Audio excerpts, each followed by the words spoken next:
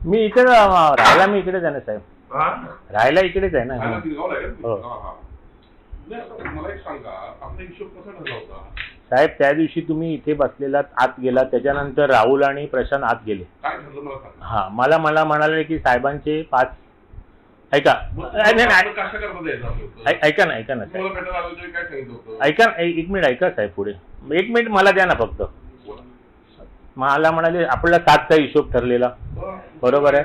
ते म्हणाले साहेबांचे 5 आणि आमच्या दोघांचे 1-1. ऐका, त्याप्रमाणे 40 लाख मी तुम्हाला दिले साहेब. नाही, एकच मिनिट साहेब, माझं कंप्लेंट नाही. आणि त्यांना ऑफिशियल ट्रान्सफर केले साहेब राहुलला मी.